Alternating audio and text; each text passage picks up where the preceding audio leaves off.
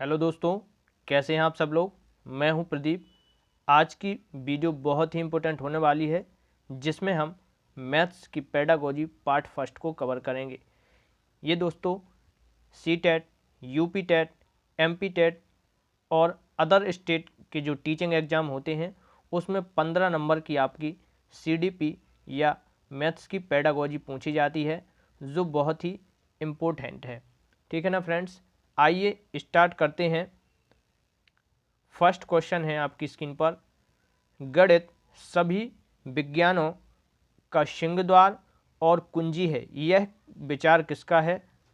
तो गणित सभी विज्ञानों का सिंह द्वार और कुंजी है, यह कथन किसका है। Roger Bacon, Dutton, Hogben, P Samuel.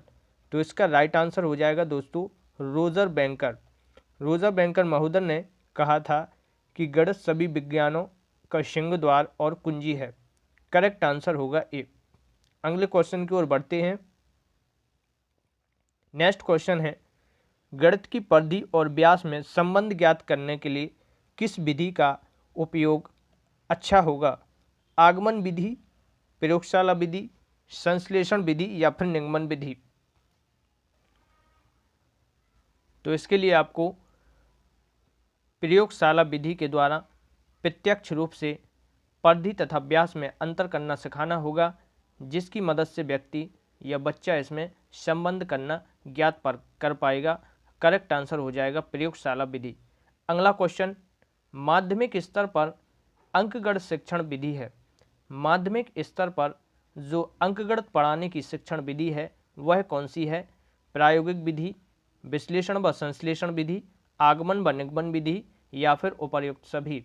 तो साथियों, अंकगणित को पढ़ाने के लिए माध्यमिक स्तर पर आगमन निगमन विधि सबसे इम्पोर्टेंट होगी, क्योंकि इसमें आगमन में हम उदाहरण देकर पहले उदाहरण देते हैं, इसके बाद में क्वेश्चन करवाते हैं, और निगमन विधि में पहले सूत्र बताए जाते हैं, इसके बाद सवालों को हल करवाया जाता है। तो ये दोनों ही विधि बहुत ही इम्पोर्टेंट होगी अंकगणित शिक्षण के लिए। करेक्ट आंसर हो जाएगा आपका क्वेश्चन नंबर 3 का आंसर सी। नेक्स्ट क्वेश्चन की ओर बढ़ते हैं। पाठ्यक्रम के सिद्धांत कौन कौन से हैं। समन्वय व सुसंगतता, उपयोगिता व जीवन से संबंधता, क्रियाशीलता व परिवर्तनशीलता। चौथा क्वेश्चन का ऑप्शन भी देख लेते हैं, या फिर उपर्युक्त सभी। तो इसका राइट आंसर क्या हो जाएगा साथियों, उपर्युक्त सभी। करेक्ट आंसर हो जाएगा उपर्युक्त सभी। अर्थात साथियों, पाठ्यक्रम के निर्माण में समन्वय बनाना और उसे सुसंगठित करना ये बिल्कुल सही होगा। उपयोगिता को व जीवन के साथ संबंध जोड़ना, पाठ्यक्रम का यानी सिलेबस का जीवन के साथ संबंध करना, और क्रियाशीलता, जो बच्चा है वो एक्टिव रहे, क्रियाशील रहे और उसमें परिवर्तन आए। तो ये सारी चीज़ें पाठ्यक्रम के निर्माण के सिद्धांत होते हैं, इसलिए करेक्ट आंसर हो जाएगा आपका डी। अगले क्वेश्चन को बढ़ते हैं। क्वेश्चन नंबर 5 है, बहुत ही आईएमपी क्वेश्चन है ये। हासिल का या हाथ का लगा संपत्त्यय को या इस नियम को गणित में सर्वप्रथम देने वाला कौन था। किसने दिया, भास्कर, ब्रह्मगुप्त, श्रीधर या फिर आर्यभट्ट। तो इसका करेक्ट आंसर क्या होगा साथियों, जो इसको हाथ का नियम या हासिल का नियम देने वाले सर्वप्रथम श्रीधर थे, इन्होंने हाथ का नियम दिया। ओके, अगले क्वेश्चन की ओर बढ़ते हैं। क्वेश्चन नंबर 6, छात्र वृत्त तथा गोले में तुलना करना सीख जाए, वह किस उद्देश्य की पूर्ति करता है। यदि छात्र ने वृत्त तथा गोले में तुलना करना सीख लिया है तो वह किस उद्देश्य की पूर्ति कर रहा है। ज्ञान, अवबोध, कौशल या फिर ज्ञानोपयोग। तो इसका राइट आंसर क्या होगा साथियों, गोले तथा वृत्त में यदि बच्चा तुलना करना सीख गया है यानी उसको समझ हो गई है, अर्थात अवबोध इज राइट आंसर होगा। अगले क्वेश्चन की ओर बढ़ते हैं। क्वेश्चन नंबर 7 है, एक अध्यापक गणित शिक्षण में अवरोही क्रम का अनुसरण कर रहा है, वह किस विधि से प्रेरित है। अवरोही क्रम, अवरोही क्रम होता है साथियों घटते क्रम में, तो वह किस विधि से प्रेरित है। प्रयोगशाला विधि, आगमन विधि या फिर निगमन विधि। तो आपको याद रखना है साथियों, निगमन विधि को अवरोही क्रम भी कहते हैं या अवरोही क्रम का नियम भी कहते हैं। करेक्ट आंसर हो जाएगा सी। नेक्स्ट क्वेश्चन है, प्रयोगशाला विधि किस विधि का विस्तृत रूप है? तो प्रयोगशाला विधि किस विधि का विस्तृत रूप होगा साथियों? ये राइट आंसर हो जाएगा आपका इसका आगमन विधि। ये आगमन विधि प्रयोगशाला का ही विस्तृत रूप है।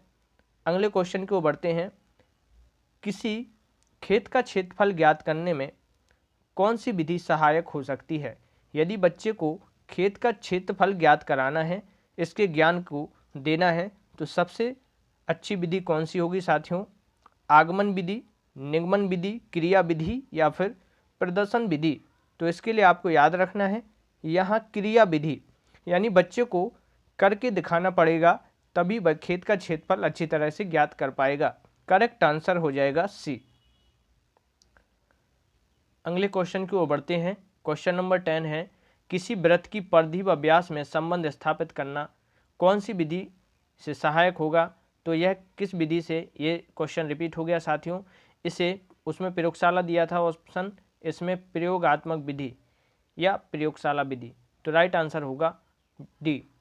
अगले क्वेश्चन की ओर बढ़ते हैं, गणित विषय की पाठ्य पुस्तकें किस विधि पर आधारित होकर लिखी जाती हैं? बहुत ही इंपॉर्टेंट क्वेश्चन है। जो गणित विषय की पाठ्य पुस्तकें हैं वो किस विधि को ध्यान में रखते हुए लिखी जाती हैं? संश्लेषण विधि। साथियों आपको याद रखना है, संश्लेषण विधि में क्या किया जाता है? सबसे पहले छोटा छोटा ज्ञान दिया जाता है, इस छोटे छोटे ज्ञान के आधार पर ही बड़े ज्ञान को बताया जाता है और उससे रिलेट किया जाता है। प्रयोगात्मक विधि प्रयोगशाला के द्वारा, ठीक है ना, प्रत्यक्ष रूप से जो विधि यूज की जाती है। आगमन विधि आप जानते हो, इसमें पहले उदाहरण दिए जाते हैं, बाद में इस पर आधारित क्वेश्चन किए जाते हैं। प्रदर्शन विधि बच्चों को प्रदर्शन के द्वारा सिखाया जाता है। तो इसका करेक्ट आंसर हो जाएगा साथियों संश्लेषण विधि। गणित विषय में जो पाठ्य पुस्तकें लिखी जाती हैं वो संश्लेषण यानी सूक्ष्म से बृहत की ओर, बच्चे को पहले सूक्ष्म रूप में थोड़े फॉर्मूले सिखाना और जोड़ना सिखाना, उसके बाद बड़ी क्रियाएं करवाना। तो राइट आंसर हो जाएगा ऑप्शन नंबर ए। इकाई उपागम किस शिक्षाविद ने दिया था? इकाई उपागम का नियम किस शिक्षाविद ने दिया? तो इसका राइट आंसर है साथियों मॉरिसन ने दिया। अगले क्वेश्चन की ओर बढ़ते हैं, नेत्रहीन विद्यार्थियों के लिए ब्रेल लिपि का प्रतिपादन किसने किया? तो ब्रेल लिपि आप लोग जानते हैं साथियों, Robert Braille, Louis Braille, Fred Braille या फिर एलन। तो करेक्ट आंसर हो जाएगा इसका लुई ब्रेल ने, जो खुद भी किसी कारणवश उनकी आंखें चली गई थी, ठीक है ना, खेलते समय। तो वहाँ पर उन्होंने ठान लिया था मन में कि मेरी ज़िंदगी अंधकारमय है, लेकिन मैं अन्य बच्चों की ज़िंदगी को अंधकार में नहीं डाल सकता, उनके लिए कुछ ऐसी विधि बनाऊंगा। तो उन्होंने नेत्रहीन विद्यार्थियों के लिए लुई ब्रेल विधि के नाम से एक विधि लाए जिससे बच्चे पढ़ सकें। तो ब्रेल लिपि के जनक कौन हो जाएंगे साथियों? ब्रेल लिपि के जनक हो जाएंगे लुई ब्रेल। नेक्स्ट क्वेश्चन है, जेकब एल मोरेनो का संबंध किस विधि से है? जेकब एल मोरेनो का संबंध किस विधि से है? तो प्रश्नोत्तर विधि, सूक्ष्म शिक्षण विधि, व्यक्ति अध्ययन विधि या समाज मिति विधि? इसका करेक्ट आंसर होगा साथियों समाज मिति विधि। मोरेनो ने समाज मिति विधि को दिया था। नेक्स्ट क्वेश्चन की ओर बढ़ते हैं, समस्या समाधान विधि का मुख्य सोपान क्या है? समस्या समाधान विधि, यदि किसी बच्चे की समस्या और उसका समस्या का पता करके उसका समाधान करना है तो इसके लिए सबसे अच्छा क्या होगा? तो इसके लिए सबसे अच्छा होगा साथियों निष्कर्ष निकालना। सबसे पहले समस्या की निष्कर्ष पर पहुंचना ही समस्या समाधान विधि का मुख्य सोपान हो जाएगा। करेक्ट आंसर होगा निष्कर्ष निकालना। नेक्स्ट क्वेश्चन है, गणित विषय की विशेषता है? तो साथियों आपको याद रखना है, जो गणित विषय है वो तर्कपूर्ण होता है, यानी उसमें चिंतन, लॉजिक या तर्क लगाया जाता है। परिणामों की निश्चितता होती है, निश्चित उसके आंसर आते हैं, सॉलिड होते हैं, और उसमें आंसरों में जो परिणाम में शुद्धता पाई जाती है, इसलिए उपर्युक्त सभी इसका राइट आंसर होगा। तर्कपूर्णता, परिणामों की निश्चितता और शुद्धता, ये गणित विषय की विशेषता है। डी इज राइट आंसर होगा आपका उपर्युक्त सभी। नेक्स्ट क्वेश्चन है, चिंता, बोध, तर्कशक्ति और विश्लेषण की क्षमता बढ़ाने वाला विषय कौन सा है? भूगोल, गणित, समाज विज्ञान या फिर भाषा। आपको पता है साथियों, गणित ही एक ऐसा विषय है जिसमें चिंता, बोध, तर्कशक्ति और विश्लेषण की क्षमता बढ़ाने के लिए सबसे अच्छा विषय माना जाता है। राइट आंसर होगा बी। गणितीय निष्कर्ष सर्वमान्य होते हैं क्योंकि, अर्थात जो गणित के जो निष्कर्ष निकलते हैं वो सब जगह सर्वमान्य होते हैं, सभी जगह सॉलिड निकलते हैं, ये तर्क पर आधारित होते हैं, ये सबके विचारों का आदर करते हैं, ये परिस्थिति का अनुकूल होते हैं, ये उपर्युक्त सभी। तो राइट आंसर क्या हो जाएगा साथियों?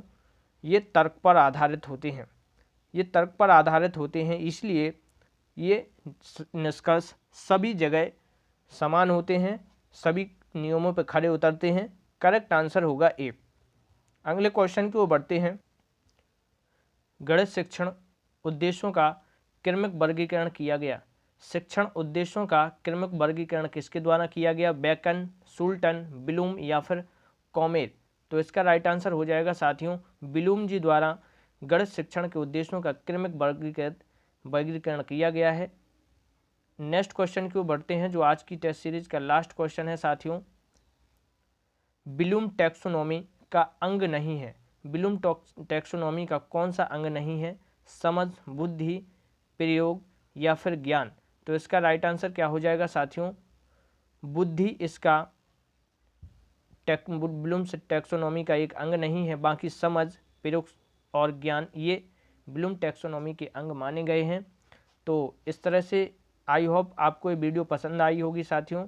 यदि वीडियो पसंद आती है तो प्लीज़ इसे लाइक, शेयर एंड सब्सक्राइब करना ना भूलें साथियों। मिलते हैं नेक्स्ट वीडियो में। जय हिंद, जय भारत।